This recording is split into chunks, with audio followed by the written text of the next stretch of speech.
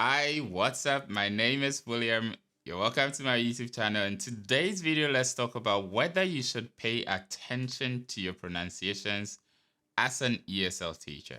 Praise. I say either, I say either, I say neither, either, neither.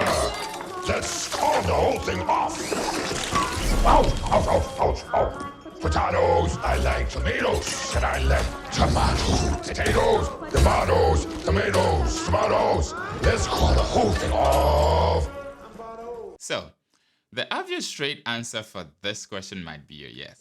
And I agree with this, but hold on for a second, because I believe there are also situations whereby this could be a no. We live in a society of utmost subjectivity.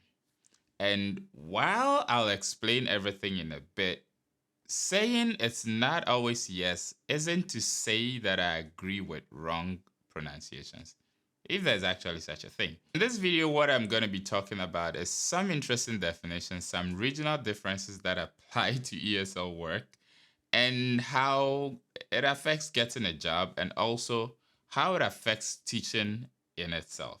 So let's take it from the top. Language is a very important thing. We are social beings and we communicate with language. Let's get to Google and look at some definitions. So first of all, according to Google, the principal method of human communication consisting of words used in a structured and conventional way and conveyed by speech, writing, or gesture. It is therefore very essential to know that the primary purpose of a language is to enable communication.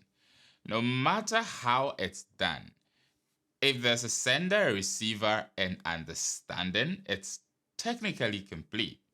It doesn't matter whether it's stone throwing or pulling carrots, whether you say potato or tomato, as long as the message is received and understood, communication has happened. Also, according to Google, an accent is a distinctive mode of pronunciation of a language, especially one associated with a particular nation, locality, or social class. You see that second part of the definition? That is where we get the Z and Z and zebra and zebra. That is where we get pop and pop and all that. So while there is also one French language and one Italian language, there's also technically only one English language. However, pronunciation might differ in different regions, and it is worthy to note that the English language has no one manual, and no one was technically employed designated law enforcer of this great language that many speak. Let's talk about some regional differences. So, you would agree with me that there are many different pronunciations, and they differ based on the region in which you grew up. That is actually how a person gets their accent. So, when someone says that your pronunciation is wrong, they are basically saying that you have a different accent than theirs. Although they might sometimes not necessarily know what exactly they mean or what exactly they're trying to say. So I had a conversation the other day with a language lady. You can check out her YouTube right here. I'll leave a link in the description down below. And one profound thing that she said is that depending on your English accent comes with people's perspective and opinion of how smart you are and their cultural misconceptions of you. Let's say that there's basic British accent, there's American accent, there's Canadian, there's Australian, Irish, and many more. And even within these specific countries, you can identify people within different regions who have different pronunciations. Personally, I grew up in a country that teaches the British curriculum. So while I might not speak English like, Fantastic job, and I think you look amazing in your matching outfits. this guy, the phonics I was taught corresponds to the British curriculum. Let's talk about acquiring a job as an ESL teacher, particularly relating to your accent. Now, this particular phrase, native, that's applied to getting a job as an ESL teacher. This is one of the things I see a lot when ads are posted for ESL positions, particularly in China. Because the great assumption is that native speakers speak the best English and it sounds more pleasing and authentic. My great opinion is that that is from, first of all, a marketing perspective. Because to their customers, it would be easier to say, hey, our teacher is from a native speaking country and speaks the best English. We are the best, so pay us more. So you'll see ads with salary specifications that say native 35,000 RMB, non-native 18,000 RMB for the same particular role and job. Is that fair? While I wish things were different and hence I don't necessarily concur with this, I don't necessarily disagree either because I know how important marketing is and how powerful a tool this could be for employers. As someone who is the only foreigner, and particularly African, in a region where most people have never seen a foreigner, this is a huge marketing sell for the school I work for because I'm automatically a default attraction magnet for the school. And to confirm that for you, when I first came to this school, there were 140 students. After the first year, there were over 300 kids, and class sizes had been bumped up significantly, and even some rooms converted to become classrooms. So I know this is very important. My second assumption also would be that this is done because it would be worry-free and they don't have to deal with certain possibilities or certain possible complications of trying to ascertain whether this teacher is teaching the right thing or not. So it kind of works for them, if you can understand what I mean. In conclusion, however, usually after the school does verify that you are worth it, they usually pay you what you are worth. So if you're looking for an ESL job, particularly outside your country, and especially in China, you can keep these truths at the back of your mind.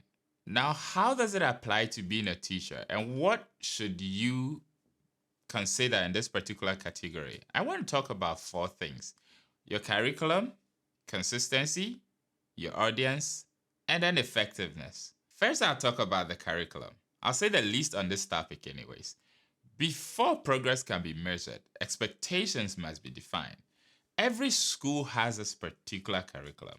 Whether it's the British or American system or any other one, your pronunciation is not a problem unless it contradicts with your designated curriculum. So, if you're teaching something not expected of you in your particular region, then you should probably pay attention. Else, I don't see what else the fast really is. Number 2, I'll talk about consistency. An accent is a habitual thing, and it's not easy to change. How weird is it to teach one thing and actually speak in another way?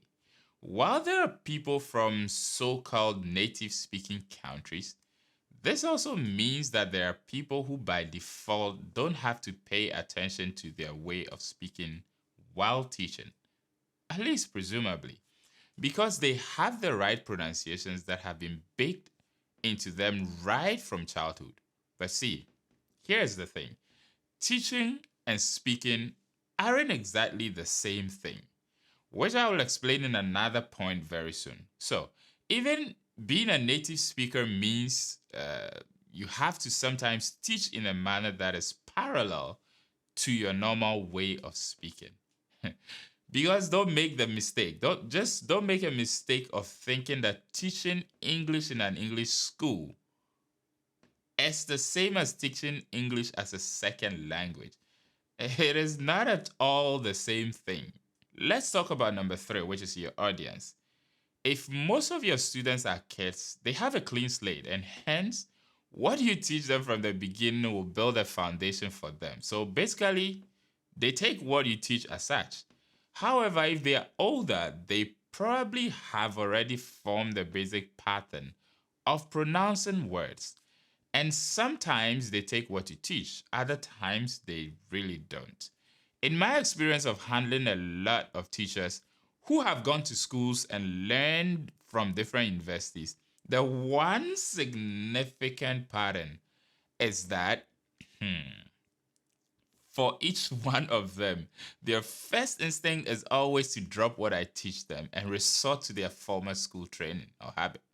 Personally, I don't think this is a big deal because I always hear and understand what they say. Interesting enough, the thing is, if you've been speaking English or a particular language for a really long time, you can hear clearly a vast majority of accents. The problem comes from when the student begins to second guess the teacher. When I speak as I normally would, they don't understand me. When I slow it down, they begin to second guess me. Fascinating, isn't it? Let's talk about number 4. One of the things I've learned from being a teacher is that sometimes you have to use unconventional methods to achieve your goal.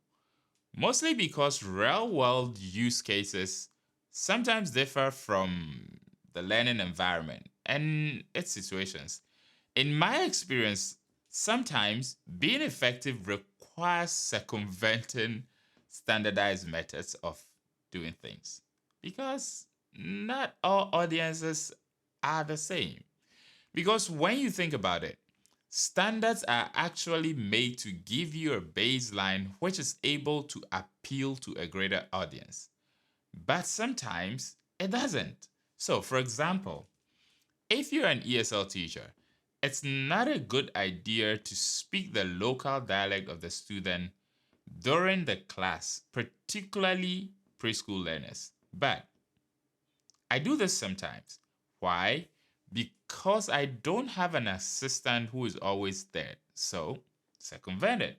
I do this for control reasons. I do this to let the kids understand certain things. So, let's try and conclude this. If you're a native, there's a high chance that you will never have to deal with this particular topic of whether you have to pay attention to your pronunciation or not. But if you're someone who is teaching a curriculum that differs from the way you were raised or the accent that is in your particular locality, it's something that you probably have to pay attention to. It is not to say that you have to go extreme measures because I think I do believe that you might as well be trying to do your best in your particular role, so it's not necessarily really a big deal. But yeah, this is also something you have to pay attention to. So, thank you for watching this one. I'll catch you in the next one. Love and peace.